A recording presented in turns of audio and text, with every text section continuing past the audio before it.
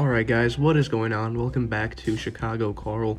I'm Chicago Karl. This is going to be your place for daily NBA news, reviews, standing updates, and scores from the night before. Make sure to tune into future videos to catch some more content if you're a fan of basketball and college hoops. Without further ado, let's get into it. So last night of March 26, 2021, there were various news headlines that really caught my eye. First of all, and we talked about this in two previous videos, the Cavaliers officially bought out Andre Drummond's contract, which means he's effectively a free agent. There are a lot of rumors swirling around as far as where he's going to go. I've seen mentions of the Knicks. Previous to this, I did see mentions of even the Bulls. I saw mentions of Drummond to the Hawks. I mean, I saw him going to random teams that didn't even really make sense to me, but I mean, rumors are rumors for a reason. They're not always true. Regardless, though, that means Drummond is no longer a Cavalier, and it'd be interesting to see where he lands. He's made it clear in years past when he was with Detroit he wants to play for a winner. He doesn't want to be stuck with Cleveland. Like, he's not happy there. Cleveland's the 11th seed. It's unlikely they're making a playoff push this year. It's unlikely they're going to get a spot even in the play-in round. So, you know, it makes sense for Drummond to leave based on what he's exemplified so far. I don't know where he's going to land. I do know that the big rumor going around, and not the big rumor, but the big player going around, I guess, is LaMarcus Aldridge. He was recently bought out at the trade deadline. He has not officially signed anywhere yet, but there are various rumors as far as to where people speculate he's going to land. And I think Drummond could go to a similar team like Aldridge, a team that really needs interior defense, good rebounding, a guy that's not going to get bullied on the inside down this stretch. So there you go. Second headline of the night, Harden was interviewed about the MVP, and he said, "I am the MVP." Okay, the MVP in the NBA, we all know this, it's a very skewed award because if it really went to the best player every single year, then you would see basically LeBron and KD get the MVP almost every single year, but that's not how the MVP works. Harden, though, you know, he can say he is the MVP all he wants. I don't know if he's really going to get it. He has been out with injury, so that does hurt his chances. And I know his Nets team is much better with him healthy. But like that being said, I mean, it's not like Harden's carrying a team to the two seed or the 3 seed. I mean, he has a ton of help on his team from Kyrie and KD. Along with that, you know, he has other guys that assist him on the way. It's like, yes, he plays for a good team. He's a great player and a good team. I don't think he is the most valuable player. And I think that's sort of just James Harden being James Harden with his comments. Nothing too interesting really there. Although we do have some very interesting news. The Hornets announced Lamelo Ball could be returning soon. Lamelo Ball went down with a pretty horrendous injury right before March Madness started, so about a week ago, and it did not look good. There were a lot of people speculating that Lamelo could be out for the rest of the season, and that's what a lot of initial reports said. They gave it, like, I saw some estimates that were like 2 months, 3 months. Some estimates had it as much as like 4 months, but it's looking good for him. Apparently he's going to be able to come back.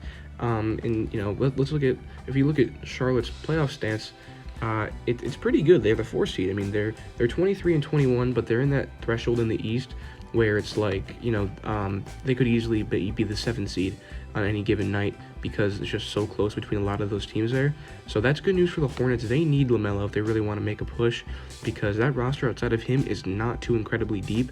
I mean, Terry Rozier cannot lead a team to the Eastern Conference Finals. Let's just be honest here. So yeah, that's the news for that. Not much else really. It was a pretty quiet night, to be honest with you. I think we're going to see more news really this weekend, especially with the Aldridge and Drummond buyouts. I think that's going to be interesting to see where they land and see if they land to a team that's really going to make a deep push.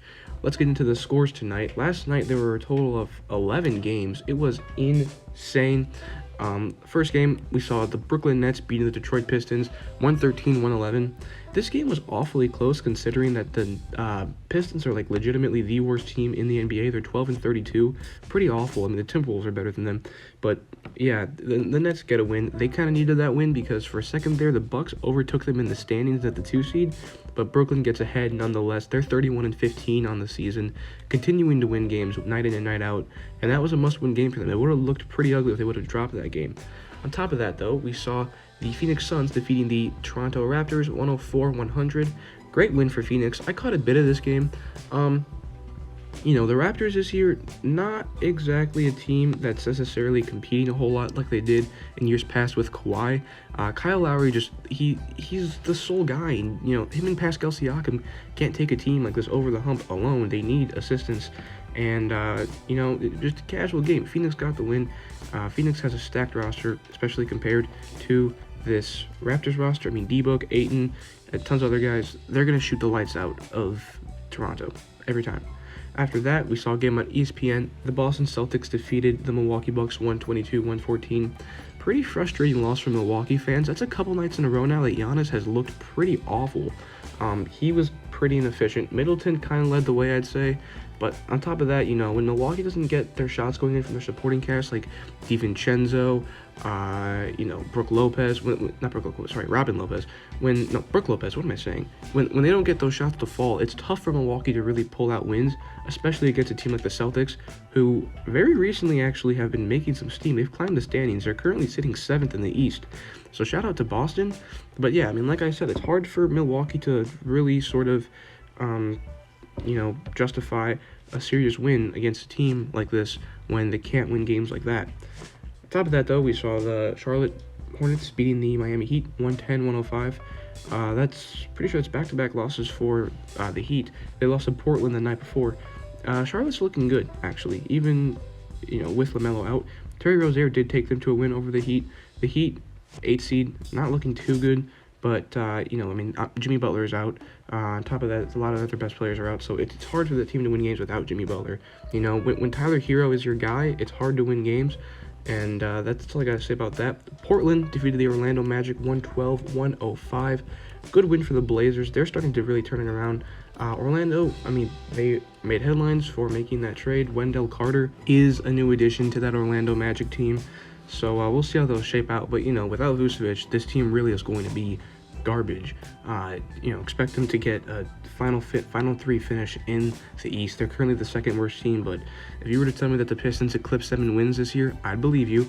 That roster is horrible without Vucevic and Al-Farouq Aminu. Aside from that, we saw Houston losing to the Minnesota Timberwolves 107-101. Anthony Edwards and Karl Anthony Towns pushed a Minnesota comeback late in this game. It was honestly insane to watch. I believe at one point Minnesota was down by like 30, and they put forth 22 points in like 3 minutes. Insane win for Minnesota. Way to not show quit. And they came out with the win. Minnesota recently has been playing out of their minds. I think it's too late to really sort of make an actual playoff push. Maybe they get into the play-in tournament, but there's no way that they beat teams in the West that are also in contention for those spots. So that's what I feel about that. But shout out to Minnesota. Shout out to Anthony Edwards playing like the rookie of the year, even though Lamelo Ball is still projected by a lot of people to win that award. Shout out Anthony Edwards.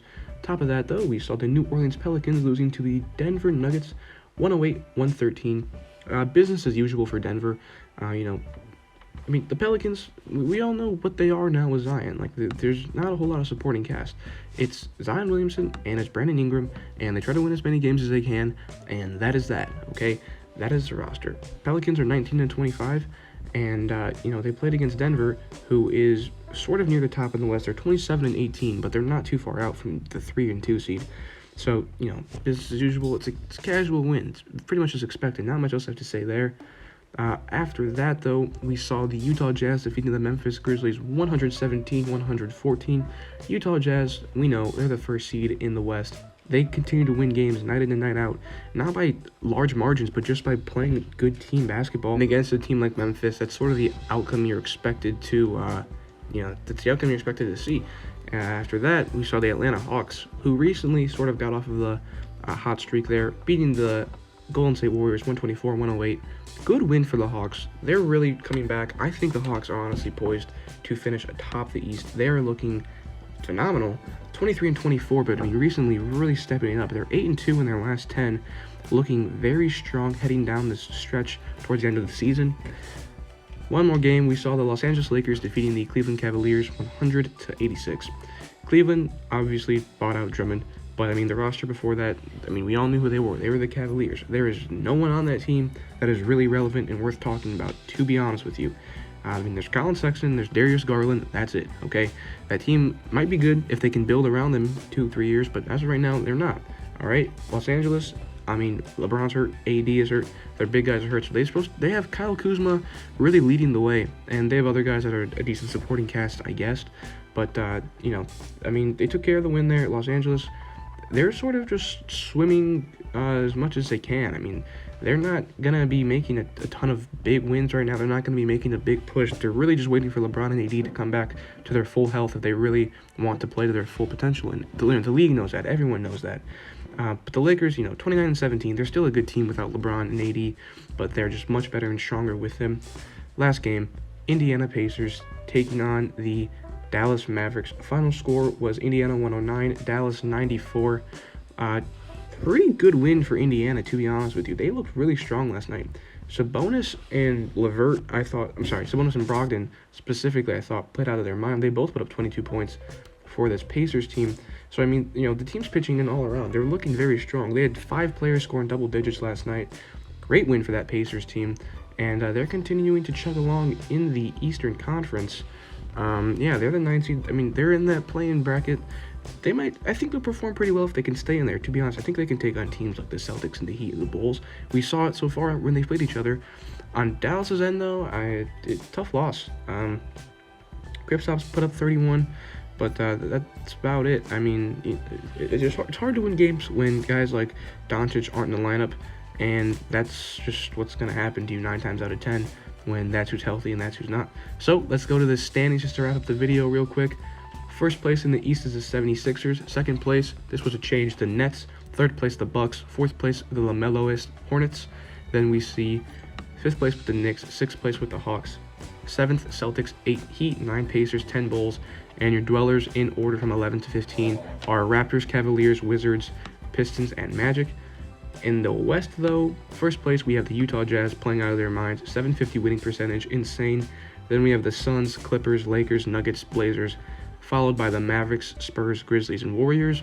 And your dwellers from 11 to 15 are the Kings, Pelicans, Thunder, Rockets, and Timberwolves.